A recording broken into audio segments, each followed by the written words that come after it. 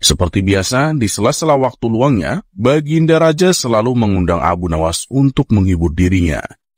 Dan permintaan Baginda Raja terkadang tidak masuk akal, yang membuat Abu Nawas kebingungan. Memang, apabila bisa mewujudkan permintaan tersebut, Abu Nawas memperoleh hadiah pundi-pundi uang. Tapi bila dia tidak berhasil ataupun menolak permintaannya, Abu Nawas akan mendapatkan hukuman, seperti yang terjadi pada kisah berikut ini.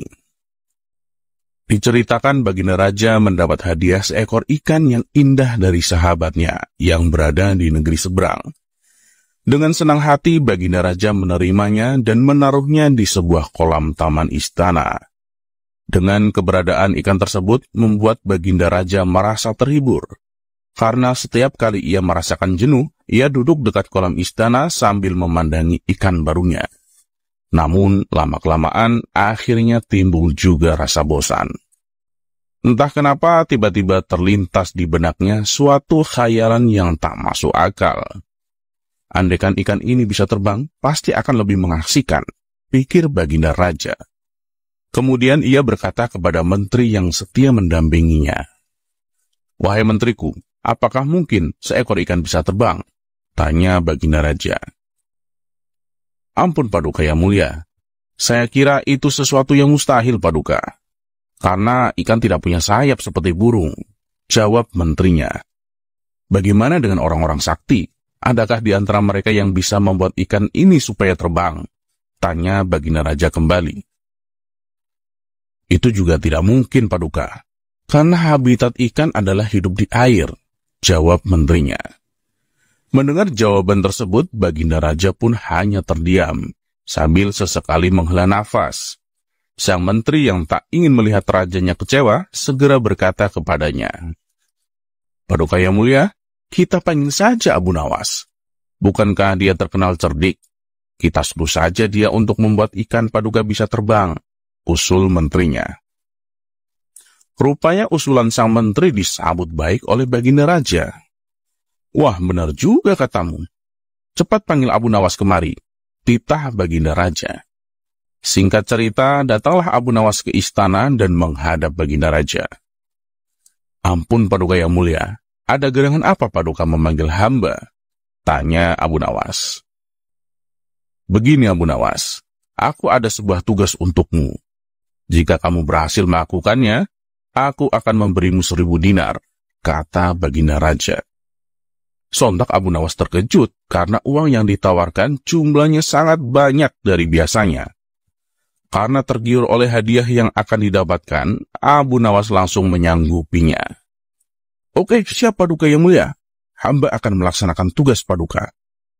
"Tapi kalau boleh tahu, tugas apakah itu?" tanya Abu Nawas. "Mari ikut denganku Abu Nawas," ajak Baginda Raja. Kemudian Abu Nawas diantar ke sebuah kolam taman istana. "Kamu lihat ikan di dalam kolam itu? Aku ingin supaya ikan itu bisa terbang," kata Baginda Raja. "Maksud Paduka, saya disuruh membuat ikan bisa terbang?" tanya Abu Nawas keheranan. "Benar Abu Nawas, itulah tugas yang harus kamu lakukan," timpal Baginda Raja. Seketika wajah Abu Nawas langsung pucat pasi. Keringat dingin keluar dari tubuhnya. "Kenapa kau diam saja Abu Nawas? Ayo lakukan tugasmu sekarang. Kamu kan sudah menyatakan kesanggupanmu. Ingat, apabila kamu menolak atau tidak berhasil menjalankan tugasmu, maka kamu akan dihukum," tegas Baginda Raja. "Ampun Paduka yang mulia, berilah hamba waktu seminggu Paduka," pinta Abu Nawas.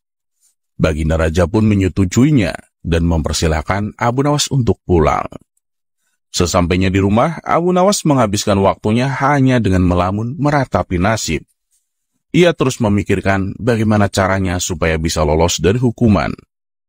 Karena tak kunjung mendapatkan solusi, hampir saja Abu Nawas putus asa dan pasrah dengan hukuman yang akan diterimanya. Di saat itulah muncul ide cemerlang yang membuatnya tersenyum bahagia. Dengan membawa kertas ukuran kecil berbentuk sayap, ia pun segera ke istana menghadap Baginda Raja. "Bagaimana Abu Nawas? Apakah kau sudah siap?" tanya Baginda Raja. Sudah Paduka yang mulia, jawab Abu Nawas. Maka mereka berdua pun menuju kolam di mana ikan itu berada. Sementara para menteri istana menjadi heboh. Mereka penasaran dengan yang akan Abu Nawas lakukan. Luar biasa Abu Nawas, pasti mempunyai ilmu sihir dia, celetuk salah satu menterinya. Setelah sampai di kolam istana, Abu Nawas mengambil ikan tersebut dan menempelnya dengan kertas berbentuk sayap. Abu Nawas, untuk apa itu? Tanya Baginda Raja heran. Ini Paduka, ini adalah sayap ajaib Paduka.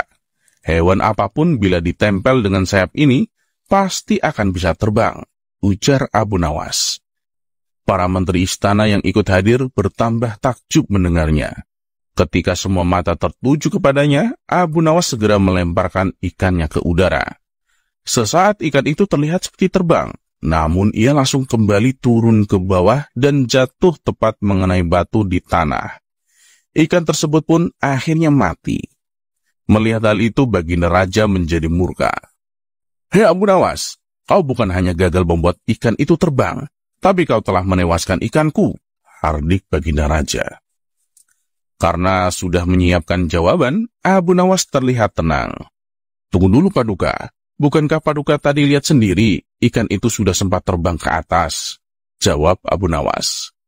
Iya, tapi ikan saya jatuh dan mati, protes Baginda Raja. Ya, itu bukan salah saya Paduka. Ingat apa yang Paduka perintah kepada saya. Paduka hanya menyuruh saya untuk membuat ikan itu terbang. Tapi Paduka lupa, tidak menyuruh saya untuk mengajari ikan itu supaya bisa mendarat dengan selamat, ujar Abu Nawas. Baginda Raja pun geleng-geleng kepala mendengar jawaban cerdik dari Abu Nawas. Kali ini, Baginda Raja mengalami dua kerugian. Ia kehilangan ikan kesayangannya, dan ia juga harus memberi hadiah kepada Abu Nawas. Dan Abu Nawas pun pulang dengan membawa 1000 dinar.